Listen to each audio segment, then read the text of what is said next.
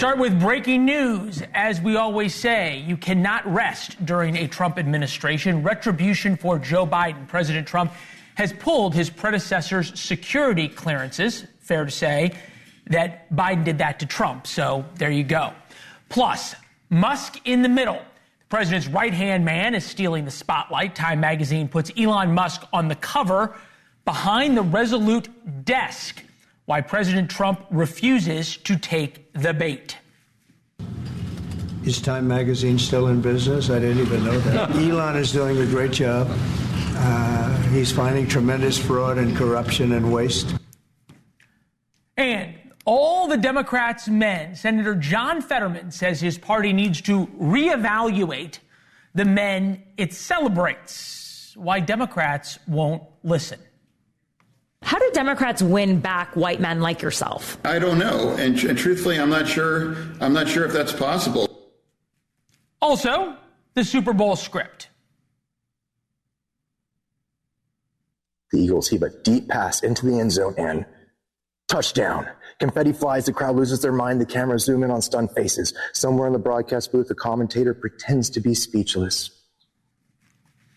All right. Former NFL referee tells us, well, if the big game is rigged. With that, welcome you to the Ferris Network on television. First, this Friday night, President Donald Trump faces a looming crisis. And no, it has nothing to do with Joe Biden and his security clearances. This crisis is not of Trump's making, but it will soon become Trump's problem. It's going to sound trite when I say it, but just watch. The price of eggs. That's our Why It Matters segment. Trump can sign all the executive orders he wants. He can have all the wins he wants. If people can't buy eggs, none of it matters. This morning, Rachel and I drank our coffee, and I casually mentioned that a few eggs would sound great right now. Maybe not a full-blown request of my fiance, but a suggestion, a wishful thought. Nope, she said, we are out of eggs. And not only are we out of eggs, but the grocery store was out yesterday. Is this the Soviet Union circa 1975? What do you mean, no eggs? You know exactly what I mean. We did a quick search through the headlines. The egg shortage is being dubbed the carton crisis. Costco shoppers fought over eggs as a whole delivery vanishes in 10 minutes. Trader Joe's just placed limits on egg purchases at its stores. Our affiliate in Pennsylvania reports the heist of 100,000 eggs in Pennsylvania has become a whodunit, and police have yet to crack the case. And if you can find eggs, then you know that the price for a dozen is exploding. Up 59% this year, up more than that stock that Blake was talking about. Nationally, Americans are paying $7.33 for a dozen eggs. In some places, it's well over $1 an egg, $12 a dozen. It is insane when you consider the price for a dozen was $2 2 years ago. Last month, a dozen only cost $4. Unfortunately for President Trump, this will be his problem. Presidents get defined by high prices, whether it is fair or not, whether it is their fault or not. The price of eggs is not Trump's fault. There's a bird flu and all sorts of other things that happened during the Biden administration. But the shortage is going to hang around his neck like an anchor. If Democrats were smart, they would stop talking about Elon or the Department of Education and start talking about eggs. Waffle House is adding a per-egg surcharge. The only answer from the White House is to blame the past administration. I would like to point out to each and every one of you that in 2024, when Joe Biden was in the Oval Office or upstairs in the residence sleeping, I'm not so sure, egg prices increased 65% in this country. Today, bad job numbers came out, and the White House put out a statement trashing Biden. It might work this month. It will not work next. Presidents do not get to choose what will define their presidency. Donald Trump can celebrate all the executive orders he wants. Today, he promised that he would bring back plastic straws. But none of it matters if people do not have eggs for breakfast. We begin tonight with former RNC chairwoman Ronna McDaniel. Ronna, it's good to see you. Thank you. Is Trump's honeymoon not over but at risk? Oh, I think he's got a little more runway than that. Yeah. I think most people realize we came in with inflation. But I would add on top of eggs, Leland, the price of travel. I don't know if you've booked a flight lately. The price of car insurance, rent, everything is so high right now. And I do feel a squeeze in the job market as a mother of 2 kids looking for jobs right now. It's tough right now. And those jobs reports today, I think they were real. I think it's an indication of what we're going to see down the road. So yes, there's a flurry of activity happening in the White House. I think Trump's doing the right things, tackling energy and working on the border. But we're going to have to see results because the midterms and especially 3 special elections are right around the corner. Yeah, we want to be fair with this, right? We are talking about 3 weeks, which is an opportunity to change a lot of things, not really an opportunity to actually sort of make a material difference. It's more about how people feel than real results, which is perfectly true of all administrations. Do you see Republicans, though, the more, and maybe even sort of moderate centrists who just want, to be able to buy eggs and have their kids get jobs, does the chaos right now that's surrounding Donald Trump give Trump more runway or less? I think the disaster that Joe Biden gives Donald Trump a lot of runway. And I think things that he did coming in saying, we're going to get people back to work. We're not going to let federal workers work from home anymore. We're going to fix our border. We're going to tackle energy independence. Those 3 things alone, and I think a lot of fiscally responsible Republicans or fiscally conservative Republicans view that as things that are going to long-term help our economy. If we get stronger in our energy and we lower the price of energy, we will lower the price of eggs. That's just a fact. If we stop what's happening at our border and prevent people from coming in and taking resources from our schools and our communities, that will lower costs and provide more jobs for people who are in this country legally. These are things that make sense. And I think there is a little bit of a runway for Trump to fix those things, but I don't want to get distracted by the news that he's making faster than we can report it. There are going to have to be results, and I think there will be, but especially before this midterm in 2026, we only have a 1-seat majority in the House, essentially. And if we lose the House, all of this will stop. A lot to unpack there. I want to play for you now this from Donald Trump talking to the Japanese Prime Minister about Elon Musk. In the end, trillions of dollars being absolutely wasted and perhaps illegally. I would say certainly in many cases illegally, but perhaps illegally overall. And I'm very proud of the job that this group of young people, generally young people, but very smart people, they're doing. Is there something going on, Mark Halperin made this point earlier, that the more Democrats focus on Elon Musk and hate Elon Musk, the more MAGA loves him? Yeah, I think to a degree. I also think MAGA loved him before this election. You know, he was talking about the Department of Government Efficiency. He was very vocal on Twitter. He put $290 million into this election. He doubled down on electing Donald Trump. But I think most Americans look at Washington and see waste. They see bureaucracy. They don't see Washington have to cut their budgets and fix their household like we're having to do when we change our budget to afford the price of eggs. So that's fair, right? And I think Washington way overestimates how much the rest of America trusts Washington and believes in all of these programs, right? But the flip side of that, and I think this is important to point out, when I traveled through swing states before the election, the retribution tour, for lack of a better term, that Donald Trump has embarked on over the past 3 weeks was not something people talked about. They talked about the price of groceries, and to a certain extent, they talked about the cultural issues, and we'll call that pretty simply, boys and girls sports, okay? 70-30 issues.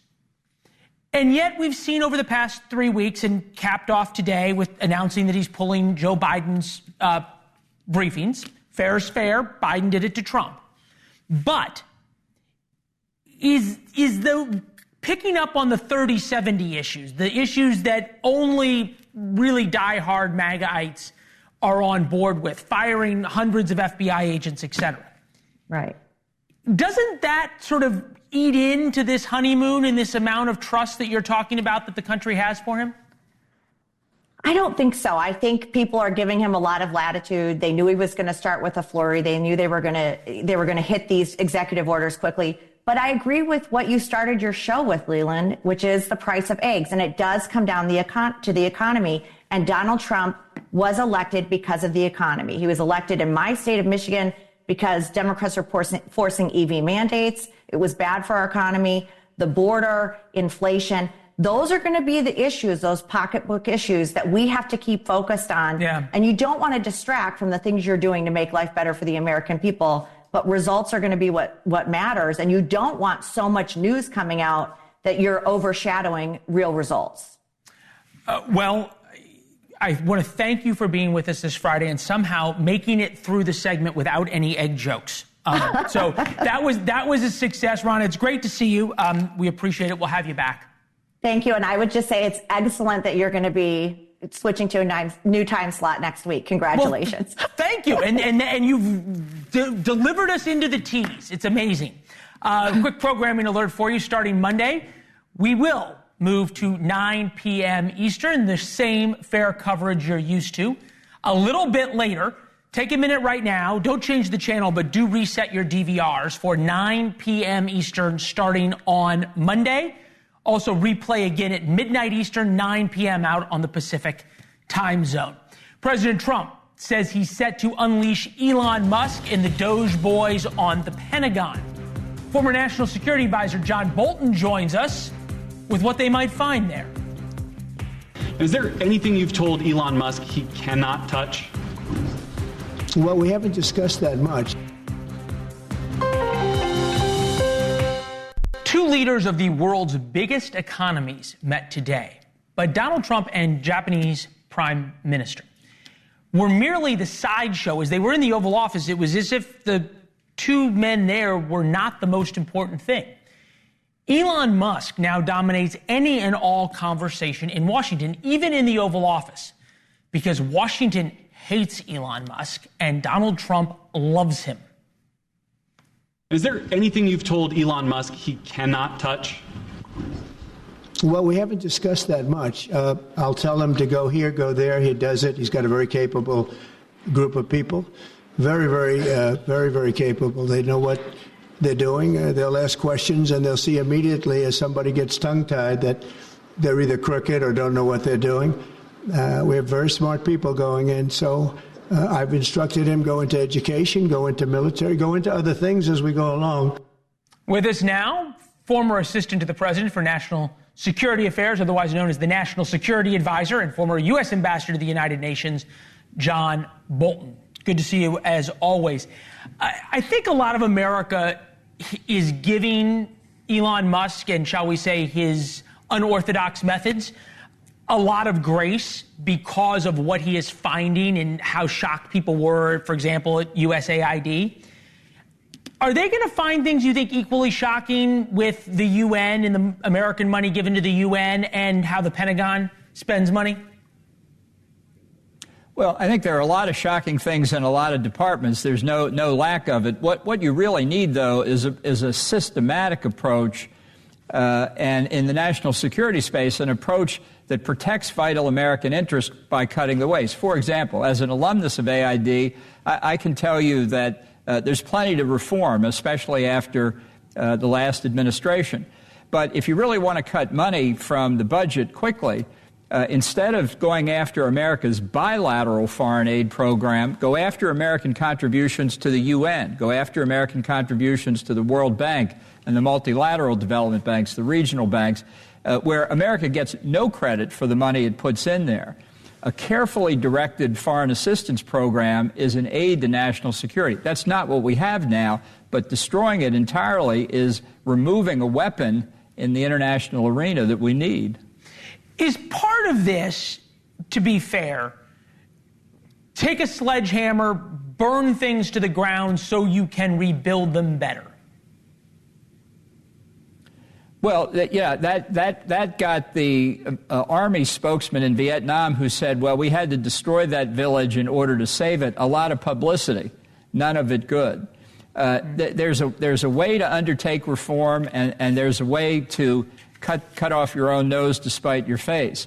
And the way some of this looks like to me, from an outside observer's point of view, is that people don't really know what they're about. For example, of all of the examples of activities that AID is financing that are really indefensible, and there are a large number, and we've seen examples portrayed by Musk's people.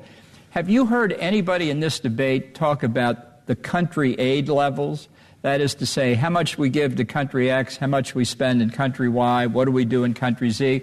Because a well-run foreign aid program, and I'm not saying that's what exists now, but a well-run foreign aid program is trying to help our friends, trying to persuade others to become friends. How you spend it in country is open to debate. But nobody talks about, are we spending enough in the right countries to advance American interests? That's what you need. It is true. The bureaucracy resists. That is the culture of bureaucracy. We know it from public choice economics. The question is, do you have people capable of leading the bureaucracy, of kicking the bureaucracy in the butt when it needs to happen, or you just have a bunch of guys taking names off buildings and putting people on administrative leave? You can do it that way, but you're harming a long-term American interest properly understood. You are the first person I have heard in Washington or on cable news deliver a defense of USAID that is a positive defense for what it does, not just screaming and yelling and having a tantrum about how Elon Musk is doing things. So I think that is a point very well made in terms of what USAID can do if well run. There's a point to it. We'll see if putting it under the State Department brings that. Have you been surprised, in a sense, that Donald Trump has, for lack of a better term, accomplished as much in 3 weeks as he has?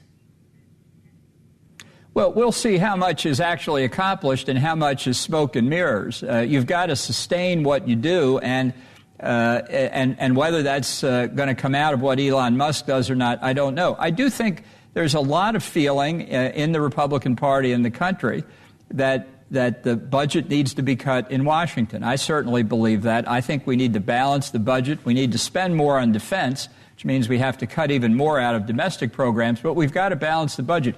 But let's face it, what they're doing now, even if you buy all of it, even if you accept everything they've done as the right course to follow, they're saving peanuts compared to what they need to go after. There is no way you can cut the budget dramatically without going after the entitlement programs, Social Security, Medicare, and Medicaid.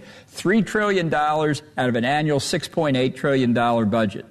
$1 billion for interest on the national debt. And Donald Trump has said he doesn't want to touch Social Security, Medicare, and Medicaid. What's wrong with changing the retirement age fairly, gradually, so that people aren't hurt from the current age to 5 or 6 years older? You'd save hundreds of billions of dollars just by doing that. If you want to find real fraud, waste, and abuse, look at Medicaid and Medicare. That's where the real money is if you want to cut the budget. I think that's where it's headed. I'm going to get you your last point on this. There was a staffer who worked for Elon Musk. People went back, found some racist tweets from last year that he had posted. Young guy, he resigned, and then J.D. Vance supported him. The vice president, Elon Musk, brought him back. Even Trump supported him as well today.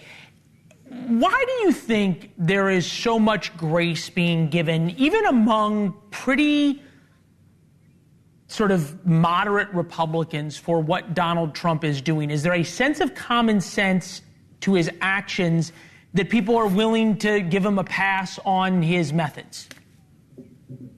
Well, they may be. I think out in the country as a whole, people don't care about what they see as inside the Beltway process arguments.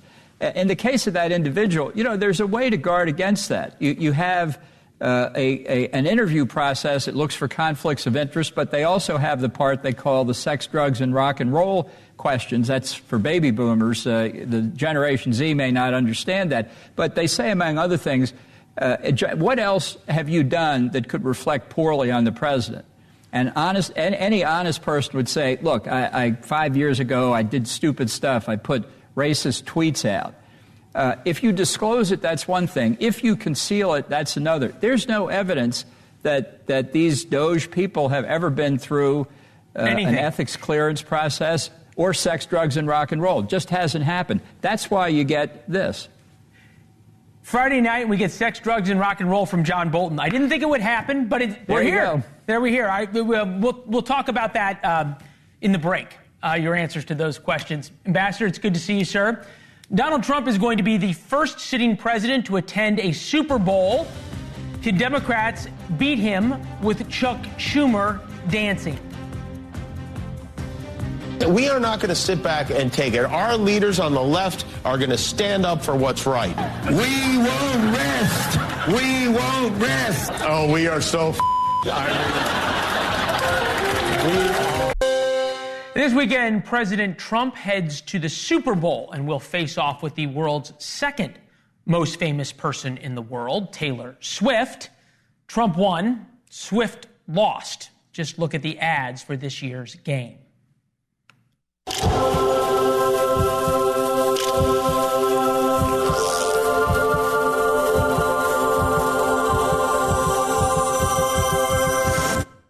Wouldn't have seen that ad if Kamala Harris had won.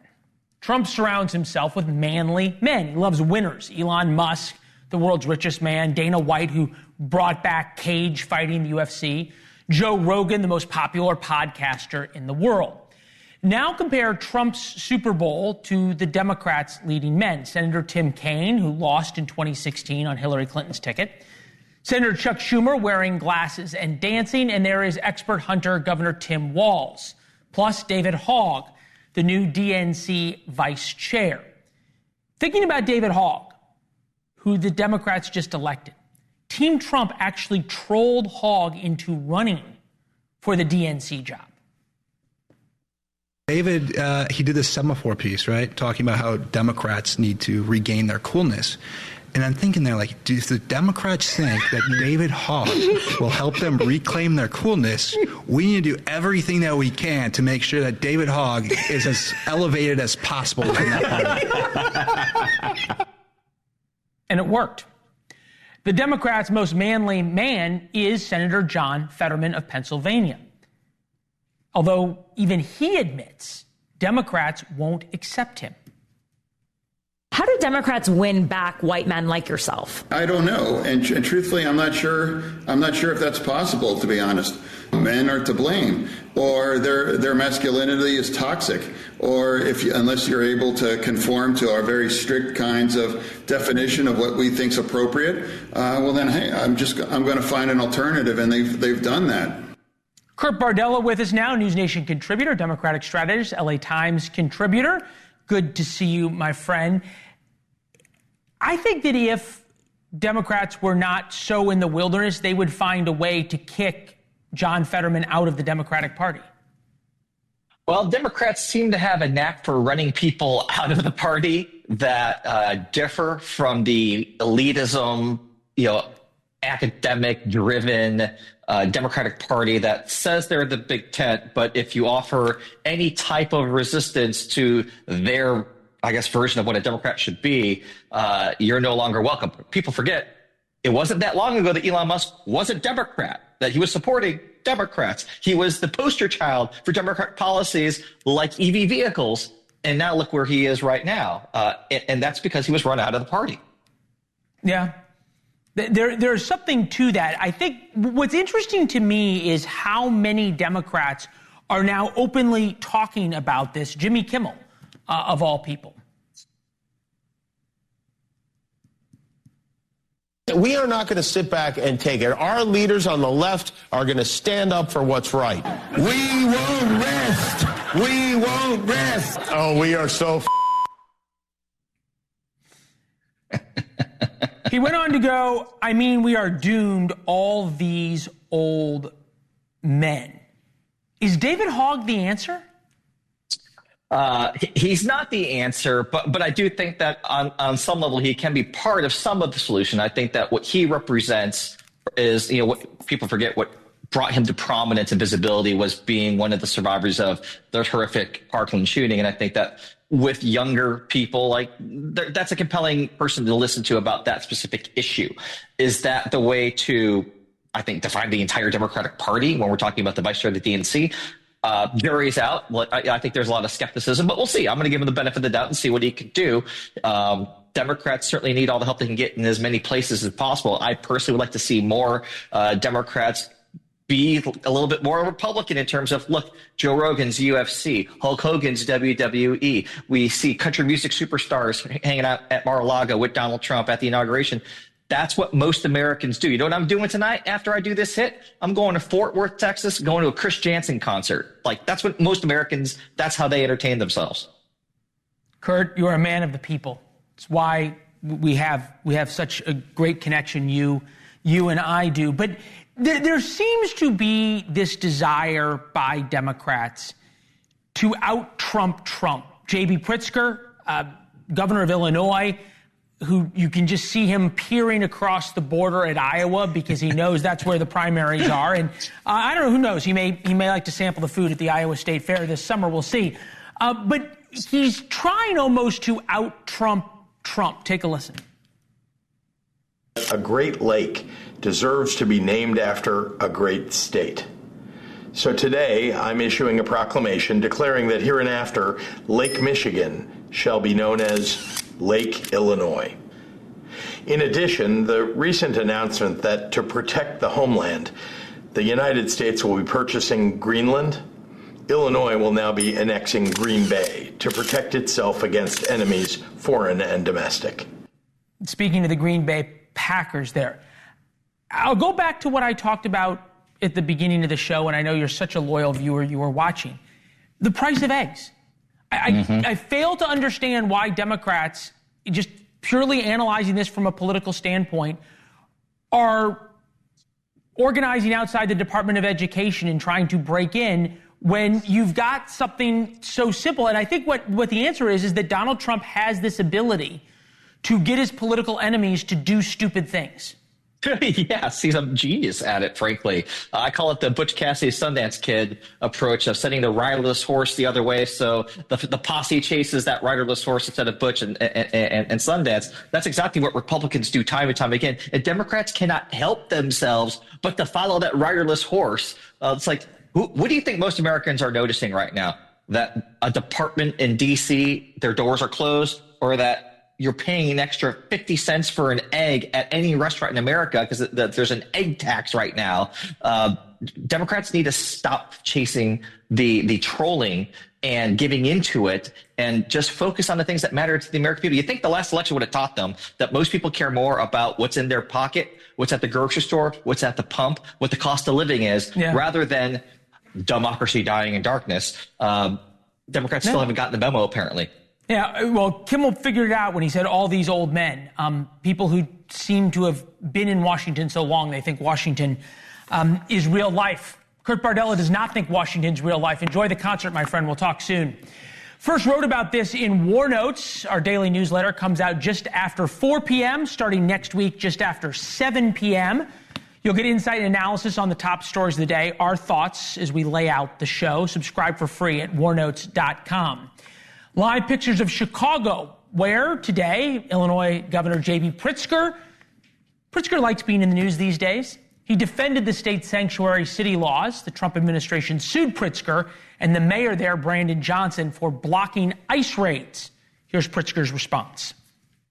When you pardon a bunch of January 6th perpetrators who attacked police, that's not making anybody safer in the state of Illinois.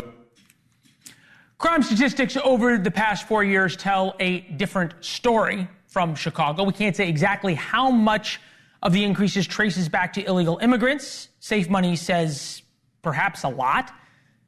Both of the most violent immigrant gangs have strongholds in Chicago. ICE raids in Chicago focused on the Tres de Agua members. It's a Venezuelan gang with long criminal histories. To be clear, there have been no reports of pardoned January 6th folks carjacking law-abiding residents on the south side of Chicago. We looked. But when we looked, we also realized the Democrats don't care. This is the new Democratic talking point. You can almost imagine some drunk Hill staffers coming up with it. They think Washington is real life. The plan was when Trump talks about illegal immigrants committing crimes, they're going to talk about January 6th. And they could not figure out what would go wrong with that talking point. We know it's a talking point. It's been around because Illinois Congressman Mike Quigley said almost exactly the same thing as Pritzker did during our interview last night. I want to hear, with all due respect, that the Trump administration is about law and order. I was in the chambers there on January 6th, and he has pardoned over 200 people who committed a violent coup there. Tell me he's concerned about law enforcement and going after criminals. He has pardoned people who have now threatened us after they got out. All right, here is the deal. If Americans cared about January 6th, Donald Trump would not be the president. Kamala Harris would be the president. Maybe Joe Biden would not have gotten pushed out. Americans don't care. They care about the price of eggs. They care about boys and girls sports. And they care about being safe from people who commit crimes. They care about the border. Apparently, after everything, as we are seeing now, Democrats just can't give up the ghost. They do have one last hope, though, to stop Trump's burning of Washington, that is the courts, the wild way Trump is getting around the courts. Although it may not matter. A judge said Trump couldn't put 2,200 USAID workers on leave. Courts also blocked DOGE's access to data, government buyouts, birthright citizenship. They blocked Trump's funding freeze and transferring transgender inmates. Plus, they banned the Department of Justice from looking at the personnel files of FBI agents. It brings up a larger point, of course. Trump can keep signing all these executive orders. Today, he promised to save plastic straws. And with each stroke of the pen, Democrats will run to the courts and squeal like stuck pigs. One of the many questions is this even legal? What legal footing does the Trump administration have? Today it's USAID. Like I said, now it's the Department of Education. And no, these are not legal action. President Trump has shown little interest in doing those things on an orderly or legal basis with the Congress. How is the administration deciding which laws to follow and which ones to ignore? Remember, I said the court ruled Trump couldn't lay off the 2,200 USAID workers. That didn't stop him from ordering the sign at the USAID building removed or ordering the Department of Education to lock its doors. For USAID, even if the folks come back to work, they may not have anywhere to go. With us now, Tom Dupree, constitutional law attorney, former Deputy Assistant Attorney General under George W. Bush. The court has admitted you as an expert on these matters. I am not, but I always remember that line, possession is 9/10 of the law. Yes. If the doors are locked, does it matter whether the people can be laid off or not? That's a good question. I would say if you can't get into your building, do you really have a job, right? No, you're right. And look, the fact is that all presidents, not just Trump, but Obama and Biden, tried to do a lot of things by way of executive order. You know, they would just sign a pen and say it shall be done. And what happens? The other side goes running to the court and tries to get a judge to stop them. So we've seen this show before. I think what's different about the Trump administration is, number one, they're moving much faster than any prior administration has on multiple fronts. Are they going to suffer some defeats in the court? Yes, they will. But keep in mind that the cases that are being decided now are the first round of battle. A lot of these issues, particularly executive orders concerning things like birthright citizenship, those are ultimately going to percolate and make their way up to the United States Supreme Court, which of course has the final say in all of this stuff. Or, as we see Donald Trump sort of reaching far deeper and far faster, as you point out, than any president has reached before, fair to say that one way or the other, the presidency is going to be redefined? I think so. I think all presidents redefine the presidency to some extent. I think Trump a lot more so than other presidents, precisely because he is taking unilateral executive action in so many different respects in such a muscular and aggressive way that it can't help but make new law, because the courts have to deal with this. They have to figure out, well, can he do this? Can he do that? And in the course of deciding what Trump can do and can't do, the courts are going to be redefining the powers of the presidency, which will govern all future presidents. Okay, so it's not just USAID. It appears as though he's going to take on the Department of Education. We saw a video of Democrats coming to the Department of Education and knocking on the door and demanding to get in. This is Donald Trump talking about that moment today, specifically Maxine Waters. Well, I see the same ones. I see Maxine Waters, a lowlife. I see, all these people. They don't love our country. They don't love our country. We want great education. So they rank 40 countries in education. We're ranked dead last. But the good news is we're number one in one category. You know what that is? Cost per pupil. So rule number one, Trump always wins. Rule number two, Trump's superpower is making his political enemies do and defend things that are unpopular, which the Department of Education is.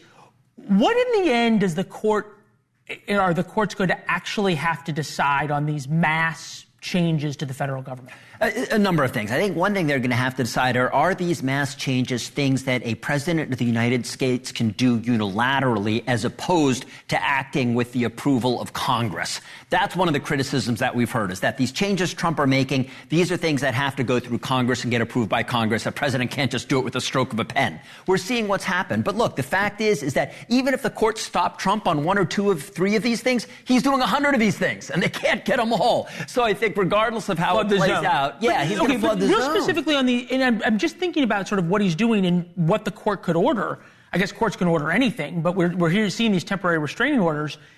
What they're going to order? You must allow all these people back to work.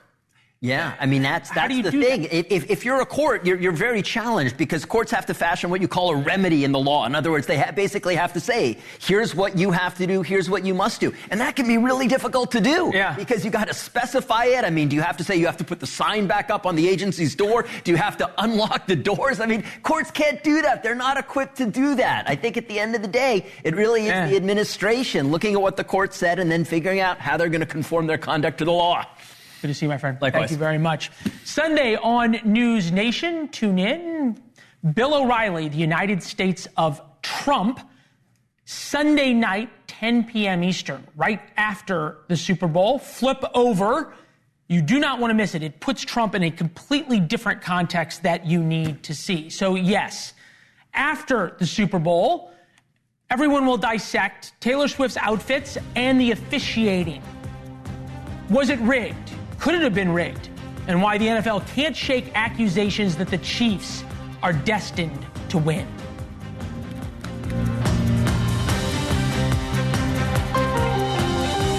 People, maybe more, will tune in to see the Kansas City Chiefs, Philadelphia Eagles play at the Superdome on Sunday. But many say they already know who will win. The Chiefs, not because they're better, but because the game is rigged. I'm not saying it's rigged. But when asked, Chiefs players and their head coach fall all over themselves to deny it. All the refs are great, man. All the refs are great. They do the best they can. And go out there and play the game the right way. You'd be insulting them to think that that's what they do. So they go out and they call it like they see it. If I could ask the media one question, why are you guys leaning into this whole ref thing? Dow protests too much, perhaps. With us now, Jeff Triplett, former NFL referee, 22 years. Okay, I don't think the game is rigged, although it would be perfect, right? Travis Kelce, Taylor Swift get engaged at the end, on. Okay. But do you understand why when people watch the game, they can read into some of the calls for Kansas City and go, no other team gets those breaks? Well, I hear that, but we've heard that for years. I go back, I officiated back in the Tom Brady era, and everybody said, oh, the Patriots get all the calls. They get all the calls. Great players make great plays. Great teams make great plays. And it's hard to say. They're so talented, and the refs we love to see great competition. Okay. And I think that's what we're going to see tomorrow night. Fair enough. Actually, Tom Brady, of all people, talked about this. Take a listen. I think it's just all BS. It's just a bunch of noise, and these refs have very challenging jobs to do. I'm very happy Twitter didn't exist during the Tuck Rule game in 2001. Let me say that. Yeah. I would have been on the wrong end of a lot of those. But these refs are out there trying to do their very best.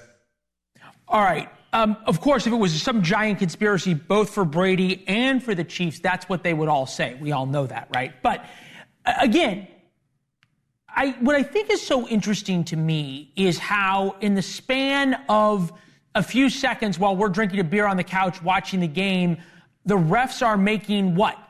A dozen decisions throughout a play, maybe more. I'm almost thinking it would be impossible to have that in your mind of, I'm going to call the game one way or the other.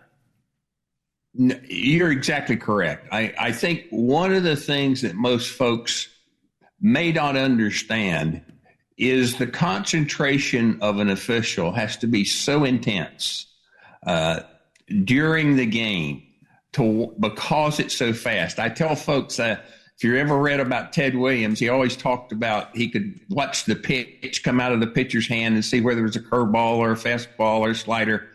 It's because he concentrated so hard. It's the same way with officials. They would tell you as you come into the league, says, you know you have arrived when you start seeing things in slow motion because you've you know what? Do you know, Jeff? I'm so glad. I've never heard anybody give so much credit to TV anchors. And thank you for explaining just how difficult it is. Enjoy the game. Thank you. We appreciate the perspective. We love it. Thank you. There you go. On this Friday night, time to thank you at home. It's been an incredible ride, spending 7 to 8 p.m. Eastern together, probably at your dinner tables. Thank you for welcoming me into your dining rooms. Starting on Monday, hope to join you in your living rooms at 9 p.m. Eastern. Until then, for the last time, I get to turn it over to my friend Chris Cuomo in New York.